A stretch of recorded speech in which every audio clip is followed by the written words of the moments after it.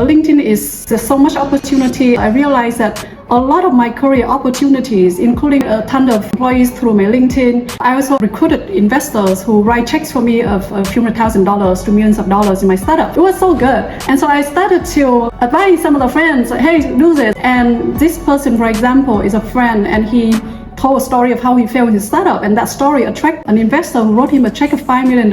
And then I have another VC say, oh, I don't want to be public, but then she also wrote about her investment, and then she was invited to be a shark on Shark Tank. Part one, I guess the biggest problem for most of us, it's not that we don't have anything to say on LinkedIn, is that we don't know exactly how to be differentiated on LinkedIn, right? Because everyone is talking about everything, so many career advice, so many things about work-life balance. So how do we position ourselves as a thought leader who's differentiated, who has something that people want to follow? And I would like to introduce a very simple mental model for us to think when you think about your personal brand. You work for a company, or you found a company, like in the case of dance, right? Your company has a brand. The product has a unique selling point. And then you as a person, there's something so special about you, your expertise, your tone of voice. And so how do we find this confluence in the middle that is your sweet spot? And of course, most of us here want to attract customers who's your ICPs, right? And so how do we find the sweet spot that is in between of your company and yourself, and then talk to your customers and influence them? And I would like to introduce to you the two case studies. This is the first case study. This is the founder and CEO of a company, and his company has an annual revenue of $25 million, and he himself single-handedly pulled in more than a half of that revenue by posting on LinkedIn 1 to 3 times per week. And he's been doing this for 3 years. And his topic is career advice, basically. And then again, on LinkedIn, there's so many career advice, right? It's everywhere. But how he positioned himself is to find the strength that he has, which is the top 1% in tech, right? He's in Silicon Valley. He talked to tech people there, VPs, C-level in tech all the time. And what he shared on his LinkedIn is the career insider advice from the top 1% in tech. He doesn't go into other area, actually, mostly just in tech. And his company may even sell live courses with real world experts. And the sweet spot that he have here is expert insight to unlock career growth in tech.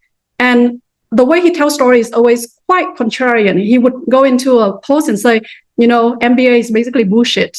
And so with that kind of tone of voice, but very thoughtful, not just clickbait for clickbait's sake, it's very thoughtful. He has a position that everyone want to follow him. At least all the people in tech, in the mid-career to early career, want to follow him for his advice. And then they buy his courses. He don't even sell his courses. He just talk about all these things. And once in a while, he say, hey, Maven is also having these courses, and people buy like crazy.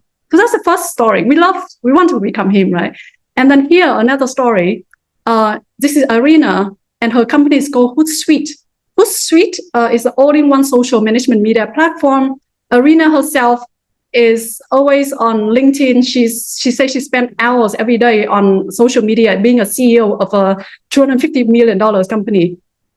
The reason is her content on LinkedIn attract a lot of her customers, and her customers are the Gen Z and millennials who are social media managers, right? They are the influencer or the decision maker of buying her products. And her tone of voice is always very, quite a hot tech, right? She would say something like, if you're a B2B company and you're not on LinkedIn, you're a loser, something like that, very hot. But she has data to back it up. And she's also influenced more than 40% of the inbound leads of her company. And so these are two examples I want to share with you, is that when you find that hot sweet spot between your business and your personal tone of voice and expertise, it works magic. Now, but the magic doesn't come right away, right? It has a process behind it, and I would like to share with you how we're going to break through that one. Now, since this is about leading with AI, I'm going to do a lot of AI demo prompt, but I was explaining the thought process behind this, which you have to find what is so unique about you, and then position yourself as someone who is very unique and no one can beat you in your expertise. And so I have two prompts here. Prompt number one is to find your differentiation, right? You can see that I'm highlighting a few things here, asking the AI to act as a personal brand strategist, and then ask it to go through your profile, identify a unique aspect that differentiate you from other similar people in your industry, and then you would give it attach your LinkedIn profile, your resume, basically a lot of data about you, so that it has enough data to do that analysis. I'll do a demo in a while, but now I'm gonna go through the prompt number 2 first, and I'll demo both of them together. After you have what is so differentiated about you, the step number 2 is to combine that with the case study I showed earlier, right? Give the AI 2 good data sets, 2 good examples for it to learn, and then give that analysis in step number 1 for it to learn as well. And then give it the brief it about the ICPs. Now here I'm going to demo about Dan's case, right? He's going to be my guinea pig. And so Dan's ICPs are leaders who feels behind on AI, right? And so we're going to try to find what Dan is so good at and should be number 1 position that no one can compete with Dan on LinkedIn. I'm terrified. Can I just say I'm terrified with how this is shaping up? Yeah. Am I gonna get roasted by the AI? No, don't worry. You're gonna be roasted by me. AI doesn't know how to roast you. That's even scarier. Yeah, true. Yeah. Are you gonna put the prompts in the chat as well? I'm sure people would love to try it as you do it. Yes. And by the way, all the prompt I use, I'll share with everyone. Nice. Now here is. I downloaded Dan's profile from LinkedIn, right? This is his profile. I haven't named it, sorry. And then I put the prompt in, and then I use the ChatGPT-5 thinking model. And then it gives a very comprehensive analysis of why Dan is so amazing, right? No critics here, but it's did a good job. It's a lot. So I'm not going to read everything out. I'm just demoing this. This is the first step. Now, I download this document. I go back to this folder. I upload it to this project. I'm sure you know about the project in ChatGPT, right? I upload it to the project. I also upload his recent posts, like 10 of his most recent wonderful posts as a context for ChatGPT to learn. And so step number 1 is done. I uploaded his profile analysis. Then I'm going to do the step number 2 over here. I just pre-prompted the AI yesterday. So I gave ChatGPT the profile analysis that we just did earlier, and then the 2 case study, basically the 2 screenshots for the AI to understand this is the example we want to head to. And then, it understands Dan's differentiation in the industry. And then it study the case study of Gagan and Arena I mentioned earlier. Now here's what we want to look at. The sweet spot for Dan, right? Here, ChatGPT say where he wins is executive AI coach plus future work builder. Now it's good, but it's not that great. I would give this a B because it's a little bit generic. Like this is like, Dan would look at this and think, but I know that already.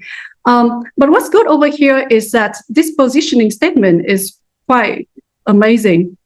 Let's just say if I'm a customer of Dan and he come and say to me, I help business leaders who feel behind on AI become confident, future-ready executives, not with theory or hype, but with pragmatic playbooks, enterprise test the framework, and global community of peers, right? If he says this to me, I'm going to buy it from him anyway. So that's what I'm trying to say is AI has helped us to come to a good statement over here, but it's not the end yet. And then here's the positioning formula. The tagline that it gives is from AI hype to executive habits. Now, this is getting better, right? From a branding point of view, this is almost there. What I really like about here is AI hype, from AI hype to something. But then the executive habits is still a little bit kind of generic to me. This is a matter of personal judgment. But here is the one-liner, right? That is so good. If you're a business leader who feels behind AI, I have you catch up fast, confidently, and humanly. Again, if I'm customers of Dan, I would buy this right away. So the AI, the prompt number 2 will stop here, right? Below, I will play with other things. But here, it gives me about 80% of clarity of what I can do with Dan's brand. Now, I wish I can do 100% from AIs to that we get to that clarity like we have with Arena and Gagan, but I haven't arrived to that holy grail yet. But the AI has arrived me to 80%. I have a lot of good gold over here. I texted Dan yesterday and he's like, oh, this is very good. And so I use that. And then I use some of my brain as a person and craft this for Dan. Let me back to this presentation. So what AI gave me was the clarity on getting Dan on a position from anti-hype insight. And then we combine with Dan's product, right? His position is anti-hype insight to lead with AI. And then if we want to be a little bit more marketing-ish, then we put in the fast, pragmatically, and humanly. This is Dan's position on LinkedIn. And where he stands the strongest, that is outstanding from other people who talk about AI, because on LinkedIn, there's so many people talk about AI, is that he's leading a community of 30,000 executives. And he curates the best of the best of AI insights.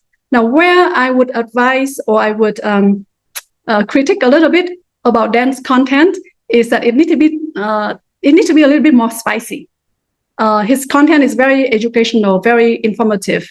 At the same time, as I mentioned, AI content is everywhere. It's very technical, very dry. If Dan bring in his curator strength with the anti-hype kind of attitude, right, removing all the noise, all the hype, with spicy tech, then he definitely is going to be the number one on LinkedIn in this matter. Dan, I would love to hear whether you agree with me or not. I'm still scared. You're scared. What's coming? Actually, that's pretty much the thesis about finding your brand positioning. The AI, the two prompts that I've shared over here, will be able to lead you to about 80% of clarity. The 20% of clarity, the rest of the clarity, I would advise you to sit with someone on your team or someone who has an expertise in branding and marketing to get it from that to this, or from that to this. And if you would like to talk to me after this, I'll be happy to, open my calendar and have a few chats with some of you who would like to take this further. So that's the part on the personal branding. Now, as I mentioned earlier, AI has done 80% of the work of a branding agency, and the kind of work that a branding agency would do for a personal brand like this would take weeks to months, and sometimes they will charge you a couple of $10,000 to a few $100,000. And AIs get us to a lot of clarity already, but the rest of the work still have to be done with a human, with expert judgment. And as I mentioned, I'm happy to open my calendar and chat with some of the members in the community as well about this. So I'm going to pause the branding session here, and I would love to hear if you have any questions about the branding session, and then I'll move on to the content creation framework. And if you have any question, let me know, or else you can save it until the end of the workshop as well. Yeah, anyone, any questions so far? So I also just put the two prompts in the chat if you want to try it alongside. Just put the prompt in ChatGPT or your AI and then add your profile. But any questions so far? So this is basically the foundation, right, Ruby? We have to understand who we are and what we want to be uniquely known for before we even start creating content, right? Because we could talk about a million things, but without a strong and clear positioning, then our content will not be consistent, will not be kind of like focusing on that one key strength. Okay, Henrik is trying it. Good. Right. So it seems like everyone is intrigued, but not asking question. I'm going to save the question for later then. But feel free to drop a question in the chat while I'm presenting resources or a later part of the content, and then I'll try to cover all the Q&A as much as possible. Thank you, Dan. Let's get to part number 2, which is content creation. Now, content creation is a similar story. I think about content creation not just the work of one person, but it's the work of a whole team, of a branding agency. And in a branding agency, right, when you craft a piece of content, it's not just, I have an idea and I'm just going to do it. I used to run a media company where we have like 50 professional writers, and it was a nightmare to manage content creation that way. And so we have a process where every content has to be, every Monday, we have to have a meeting that can last for hours. And then everyone will come in and they pitch the angle, what story they want to tell, what creative direction they want to take. And then they're going to do research, and then they copy, and then we edit the content. Now, that was before the AI time. And then when AI happens, I was asking myself, by the way, the practice of having a proper process for content creation helped my media company grow from blog with 500,000 monthly audience to 40 million monthly audience. And so that process, I was thinking of that when I was working on my app, Curieous, and say, how do we create different AI prompt or agents underneath to do that kind of work to craft a piece of content. And so the creative director, right, or the creative direction is basically a prompt, right? It can be replaced by a prompt, but the prompt goal is to have a clear strategy for one piece of content. And then because we are on LinkedIn, sometimes an opinion is not enough. You got to back your opinion with some fact. Someone has to go and do research.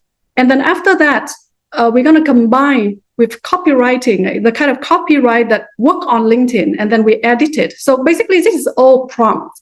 And I replaced this role in an agency with prompts. And I'm going to share with you all the prompts that I have, and then I'm going to demo the prompt as well. But here's the first prompt. It's a lot. But basically, the content direction is to get the AI to work on a structure, right? First, you have to give it the topic you want to talk about, right? And then ask it to give a content angle. Think about content angle as if there's a story in the world and you're a journalist. A journalist have to have an angle to tell the story so that it gets the attention of the people who are watching the TV or reading the news. And so the content angle is the first step. The second step is that it has to do research. The third step is you have to tell a story. Because if you just put pure information online, people feel so bored about it. And so how do you craft a story? And then the fourth step is to put all of that content into a structure. Now, this is the first prompt.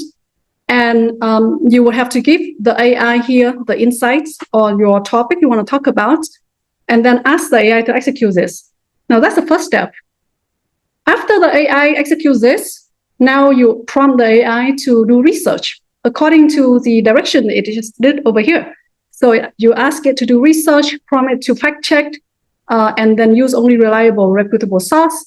Now, with AI, that will reduce hallucination and wrong information, but still you have to check this.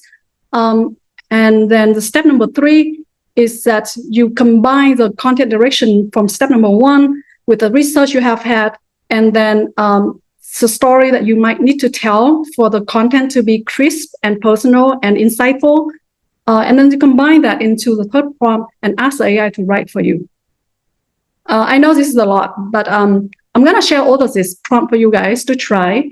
This is the kind of process that will lift you to about 95% of completion. The 5% of completion of your content is editing, which is usually done by you. And then here, I'm going to do a quick demo. The next slide here is basically the prompt I just showed you is a kind of prompt that I use for my app. And then people use it and have achieved great results. I just want to share with you that the result, we have tested this prompt system for months among our internal team with content creator and data engineers and AI scientists. And so it's helped our users to achieve a lot of result on their LinkedIn.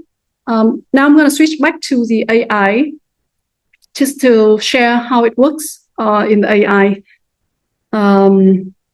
In ChatGPT.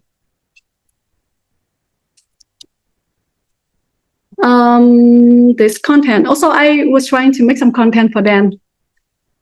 And I will be curious to hear what he has to say after this. So yeah, to create content for Dan, again, I did it in the project folder. And in that project folder, there's already files that is about his background. But over here, I'm going to go straight to the prompt about content. Yes. So this is prompt number 1 that I show in my presentation, right? Ask it to think about step by step, giving the content direction, the research direction, the storytelling direction, and then the context that it needs to learn to create a piece of content. I just copied some random text from Dan's newsletter last week. And then here, as you can see, the result of prompt number 1 is that it gives you first the angle, right? Usually you need to check the angle. If the angle is sharp, then most of the time the content will be good. And this angle sounds decent. Custom GPTs are overrated. It is. And then it has research direction, story, the structure of the post. And usually I'll check the structure of the post to see if it makes sense as well.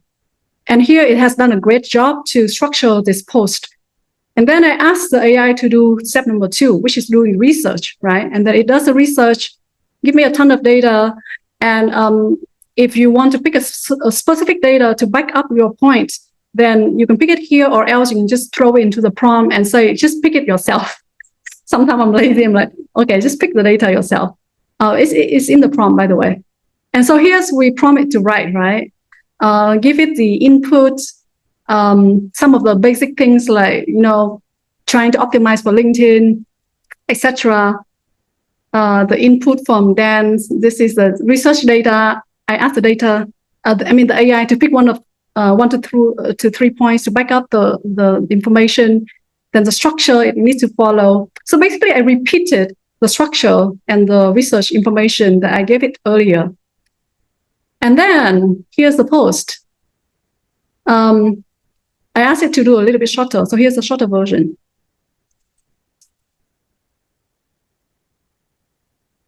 When I look at this piece of information, piece of post, I would love to get Dan's reaction, actually. My judgment is that this is a decent post, but I'll need to do a little bit of editing on it. But it might take me just 5 minutes to edit, and then I'll be ready to post this online. Dan, what do you think? You don't have to agree with me. Yeah. Like you said, there's a lot of people posting about AI on LinkedIn. It's quite hard to really stand out. And I've posted some stuff like this in the past. So I think it's quite good to have an assistant, right? Because we've worked with people before too that are manually writing the post. So this is definitely easier. And we have a similar system for example, like generating like short video scripts, which AI can help a lot. Thank you. So let's get back to the presentation. So the kind of prompt system we use over here, again, I would say that it would get you to, this is a 3 prompts. It will get you to about 80% to 90% of a good piece of content. Now, there are a few things that I want to kind of emphasize here is that no matter how well you prompt the AI, if you don't give it something interesting that is your insight, that is uniquely yours, the content will not be great. It can be good enough, but not great. And so despite the fact that all of us would dream that AI does everything for us, if you want your content to sound like you authentically, and if you want people to, your people in your network on your LinkedIn to recognize that you have special insights, you still have to give it a lot of juice. And the more juice you give to it, the better it is. Now, I also have a hack, right? I know that a lot of us are very lazy to type in like all the things we know from our head into ChatGPTs. And usually I would turn on the voice function in ChatGPT and just download it with my voice. The thing I realized working with my clients and my users as well is that most people are not patient enough, or they're not great writer, but most people are good talker. And especially for all the members in the community here, I'm sure you are where you are today because you're a great orator. You speak well. And so for you to skip the writing and to go straight to talking is actually going to do magic, because then you're going to download a lot of talks down to paper for the AI to process that context that only you have, and then turn it into a piece of content that's targeting for you. And so don't skip that step. I love to be lazy, but we can't really be lazy here. And so I'm gonna close the part where I share about content creation here. And if you have any question, let me know. Okay, I see like there's some questions in the chat box. Yes. Let me check. We have some good questions. So, shall I read them for you? So Anne was asking about, or Anne Charlotte was asking about the prompts which Anne has now pasted. Carlo is asking about, interested to see the instructions that you embedded into the project. And do you provide a template for the post structure to ChatGPT to follow when they're crafting the actual posts? Oh, okay. So there are two questions. Number one is the instruction in the chat in the project, right? The instruction in the project, I haven't done anything for Dan. I just added let me show my screen. I just added his LinkedIn, his past 10 posts so that it learns the tone of voice and the profile analysis. With some other clients, I do have more instruction. Especially the more we work with each other, the more there's certain things that maybe they would not want to talk about, right? Some client would not want to talk about, anything that is touching on politics or some client sensitivity area.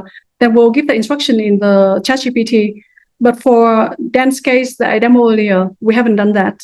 But in my experience, a lot of time the instructions, I change it a lot, and I cannot be 100% sure for now that whether instruction there is a must. Like I'm playing around with it. And then the second part is to give the AI a post as a structure for it to learn, right? In the prompt over here, there are two ways to do this. In the prompt over here, we already asked AI to be a creative director and provide a structure itself. Now, sometimes it works, sometimes it doesn't. Once in a while, it's even when it follows the structure, the content has come out, it doesn't feel like you want to post it. And you're like, I don't like it. But then there's still some good content in there. And here's another cheat that you can use. If you see a post on LinkedIn that is from someone who's very inspiring to you, someone who has great content, you don't want to copy that person's content, but you want to copy the way that the post is made. You can actually give it to ChatGPT, and after you prompt all this step, right? After you have step 1, 2, 3 done, you don't like the post, you can give a sample of a post that you really like, and then you ask the ChatGPT to rewrite the post following the new structure, but do not copy any content. And remember that this content is not mine, it's someone else's content, but I want to rewrite the post in this structure.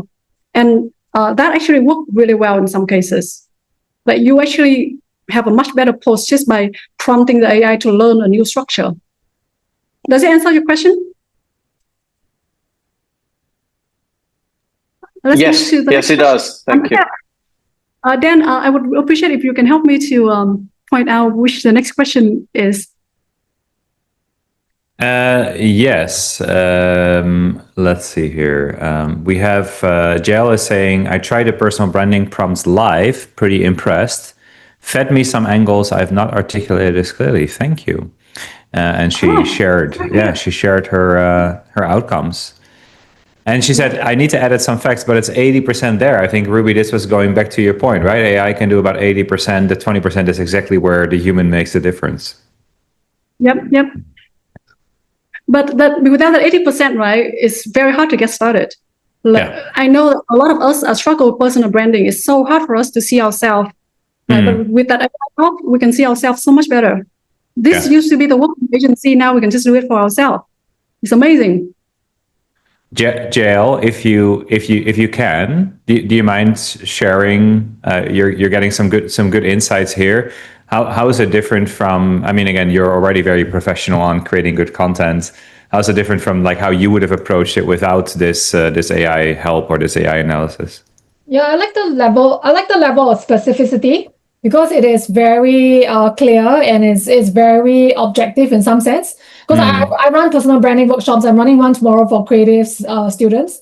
I'm actually doing something similar, but this is interesting because because the hardest thing for somebody is to mirror and see yourself, and this is really helpful when it comes a little bit from like a objective third party angle, and that really helps. Yeah. Thank you so much for sharing. Is there any further questions that I have missed? No, I think that's it so far. All right, that's great. I know it's a lot, and let's move on some fun thing. Oh, there's a fun thing. All right. So here's a cheat sheet for anyone who's lazy to even prompt AI.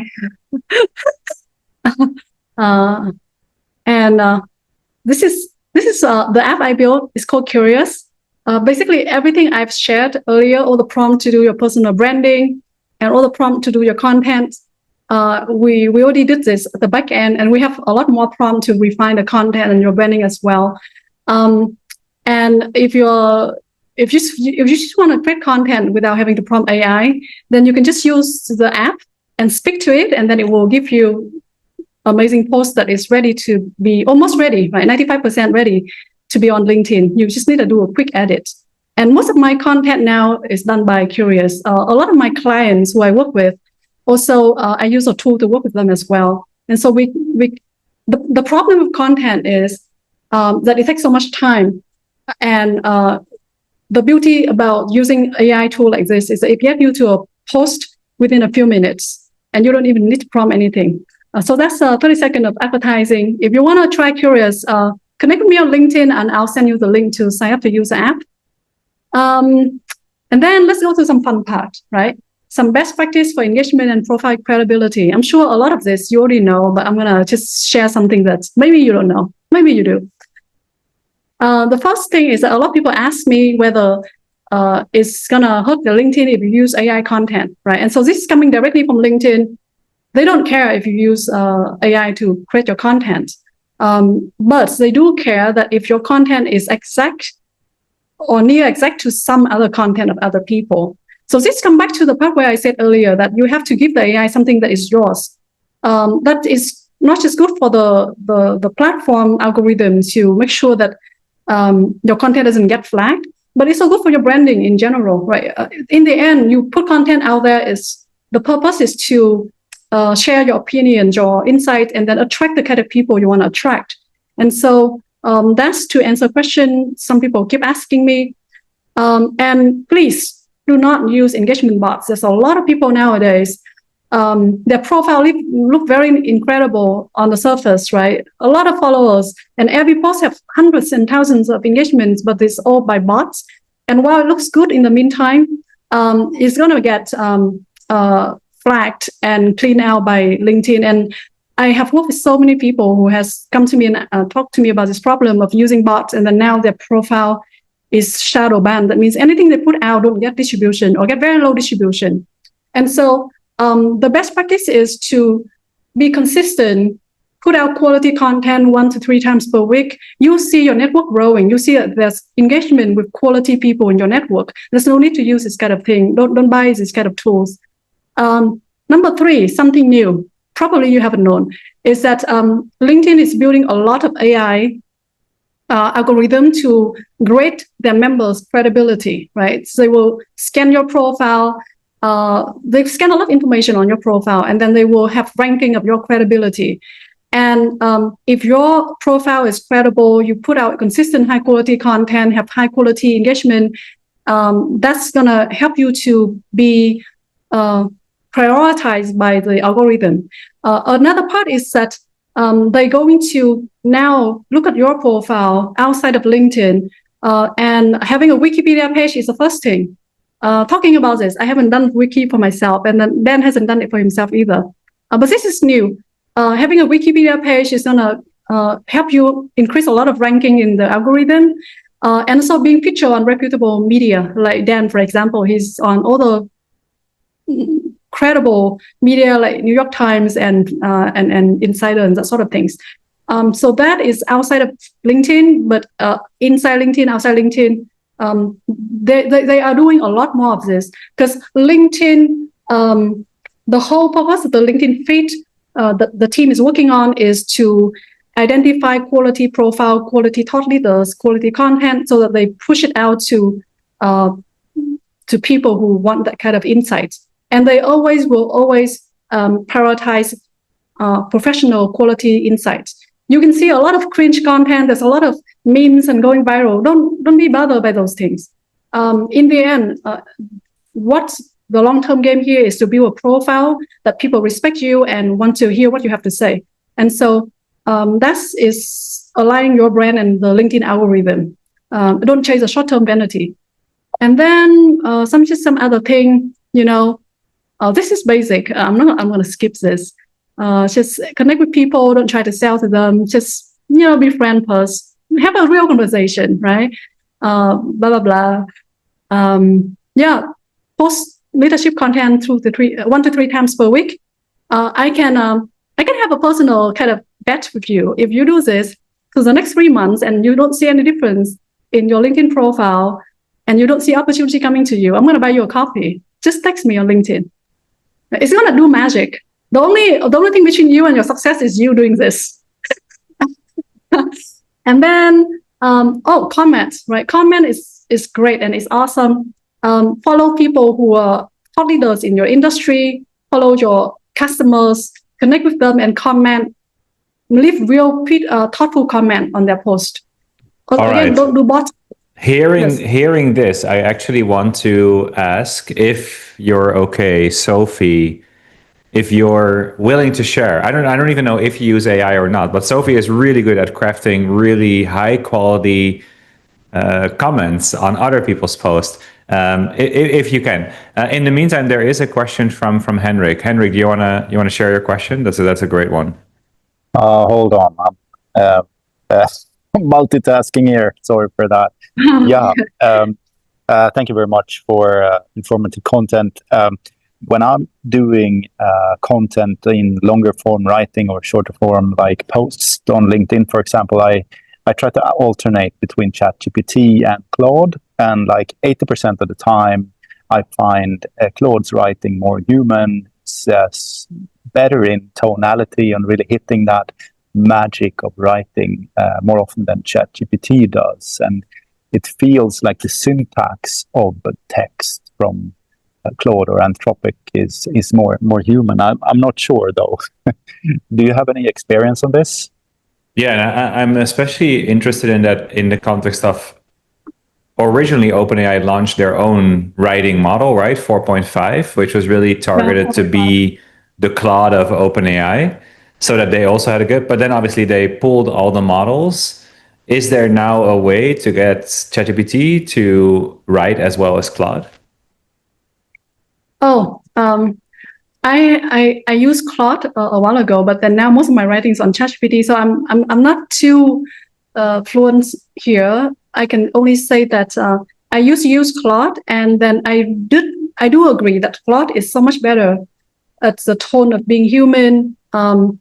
Now, but I see the difference between the thinking between ChatGPT and Claude. ChatGPT think better. So in thinking, there's two. In content, there's two parts. There's the thinking behind, right? There's a lot of thinking. When the thinking is done well, then the writing will be fine. Then I find Claude thinking a little bit too weak for me. That's why I just keep using ChatGPT. There's also a hack I used to do that I would use ChatGPT for thinking and write the first piece, right? Follow those steps that I showed earlier, and then I'll give it to Claude and say, hey, just rewrite this in the tone of voice that is me. And so I already give it the context and the sample post to Claude to know my tone of voice. And then that works much better. A lot of time I do that, and then Claude does it better. But now it's just a matter of being lazy. I just stick to ChatGPT. And the also understand me so well now, so that I don't need to kind of like switch between different things. I agree. I do the same. Thinking in GPT and then over to Claude to finalize. So thank you. But there's something very interesting there, right, Henrik? What Ruby is saying. If you train a model, which is very easy to do in a project, on all of your best posts, it shouldn't matter how the model writes, because you're asking it to write in your tone, right? There is no writing from the model because the model writes as you. Yeah. So then it almost doesn't matter which AI you're using, as long as it can follow. It shouldn't, right? But it may be a personal thing. But I think it's something around the syntax of how it actually builds sentences that is a difference. But it's small, but it counts. Everything I've seen so far really makes me feel like it's kind of what we're all running into, whereas like we know that AI could do a lot of really magical things, but it's kind of investing the time to set it up properly. And the way that Ruby just shared, like how she set up the folder with the different, like I haven't even done that, even though I would use AI to write. And I feel like probably if we just invest 90 minutes or so after this to just go through those steps and set up the project as such, we probably do have an AI that writes exactly as we do. Then we can take you up here in your bet, Ruby. But you got to stipulate that people only get that coffee if they fly to Saigon. Yeah, if you try this, I can buy coffee online and send it to you via online. Oh, that's nice. It's not difficult nowadays. Okay, Sophie has taken my challenge to share a bit on how she is an expert in commenting on LinkedIn. That's given. That's Sophie. Well, the funny thing, I need to put it this way. I need to use more ChatGPT for those comments because they take me a long time. And I've been in this space for so long that I am just typically using just my own knowledge, and so they take a good half an hour to really be responding as though it's a very serious, careful, thoughtful. I mean, they're marketing, obviously. Those comments are serious marketing, and sharing expertise, and that's purely how I look at them. I mean, this is what am I trying to convey that's going to show that I'm a person who understands and knows this space. And so that's why I sort of go into it. And sometimes I'll, try and put some data points in there, but it is very clear. I need to try and speed it up using ChatGPT. So, so Dale, just a comment on that. So my newsletter, which just went out just now, is targeted at more males, 30 to 45-year-old leaders who are leading growing companies. And I asked ChatGPT what, as a Gen X, so we were putting together, and it was like helping me with the sort of structure of the newsletter and be more sort of punchy. And then I said, well, by the way, I'm a Gen X woman, and this is the target audience. And it really, thank you very much, Don. And it basically said, I can't help. I mustn't use the word help, because I'm older and young men who are younger than me are not going to want to help. So I can offer insights. So it's offering insights. It is, and sort of, I can do the guiding. I can be sharing comments and data and research. And so it is, I have to be, so that's where it's very useful to remind me, because I'm learning what that voice is. And in the future, so now it has sort of learned that, and it's typically writing in that same vein. But as I say, for the comments right now, it is, deep knowledge that I have, but I really, and then sometimes I've actually written such a deep comment that I will then post it and use that comment because it's actually, almost a post, and then tweak it a bit, and use that and repost somebody else's thing. But but thank you, Don. You're actually now prompting me to use more ChatGPT to help speed up my post.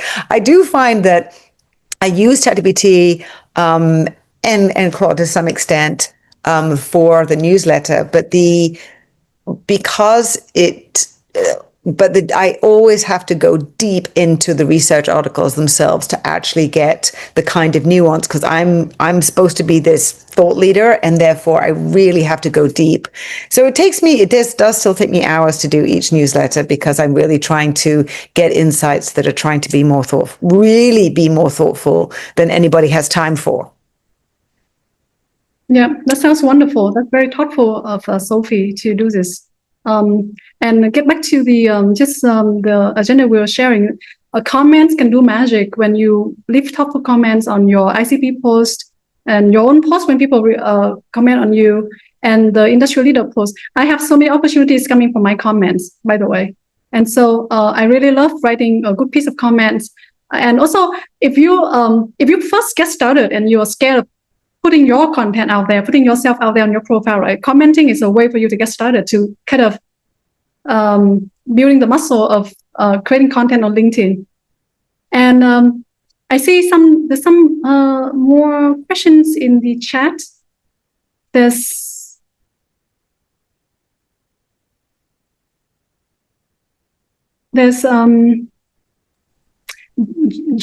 Jail, right?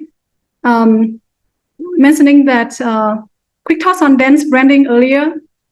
Not sure about the spicy part, as I do like dense balance, non-hype balance approach.